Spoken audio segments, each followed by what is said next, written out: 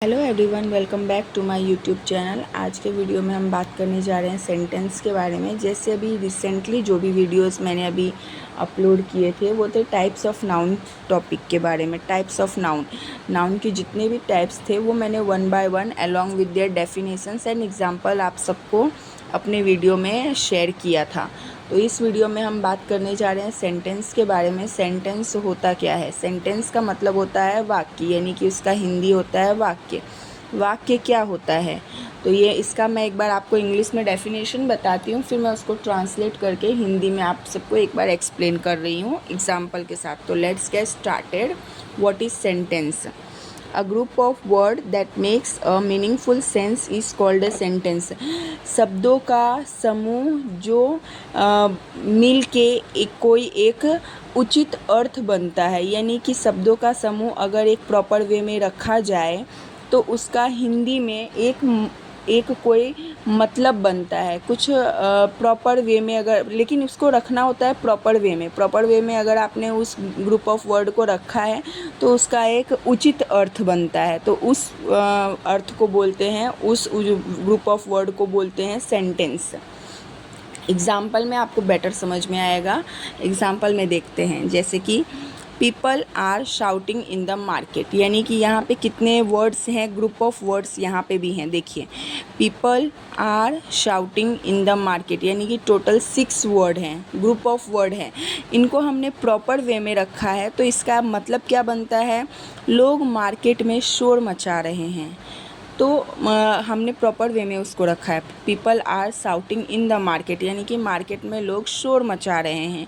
अगर इसी group of word को, सेम वर्ड को हमने इम्प्रॉपर वे में रखा, जैसे कि मैंने यहाँ पे एक दूसरा एग्जांपल लिखा है, in people are the market shouting.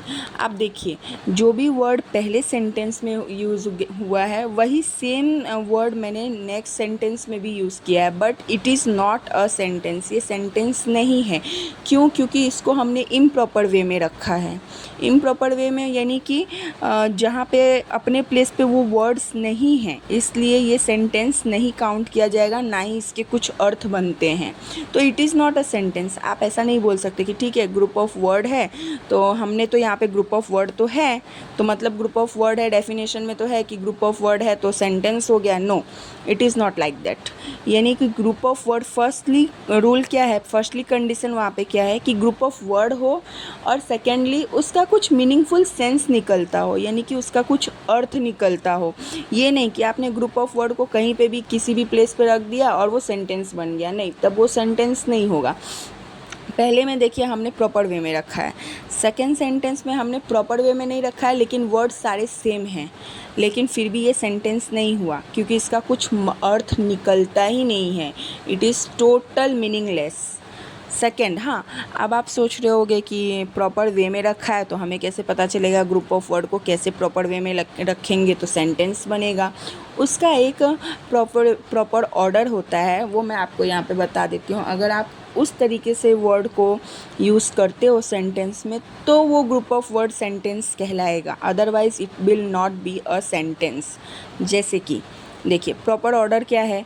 Firstly subject, sentence में क्या आना ज़रूरी है? सब्जेक्ट, उसके बाद हेल्पिंग वर्ब, फिर वर्ब, यानी कि आप मेन वर्ब भी बोल सकते हैं, मेन वर्ब, और उसके बाद ऑब्जेक्ट, यानी कि, और हाँ, अगर हेल्पिंग वर्ब नहीं है तो फिर सेकेंडली में सब्जेक्ट वर्ब ऑब्जेक्ट भी चलेगा, लेकिन रखना इसको इसी वे में है।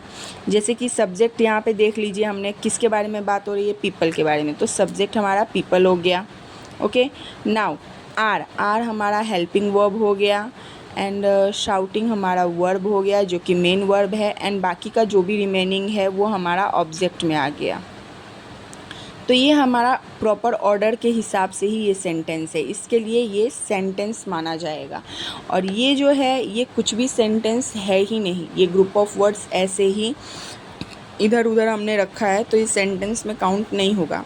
हाँ, आप सब सोच रहे होंगे कि एच वी क्या है? एच वी का फुल फॉर्म होता है हेल्पिंग वर्ब।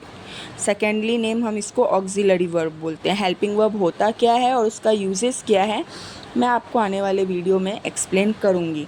अभी के लिए इतना ही, और आप एक बार फिर से डेफिनेशन देख लीजिए, और जो भी आपको कन्फ्यूज़न है आप मुझे कमेंट में पूछ सकते हैं, मैं आपको नेक्स्ट वीडियो में क्लियर करूँगी। Thank you.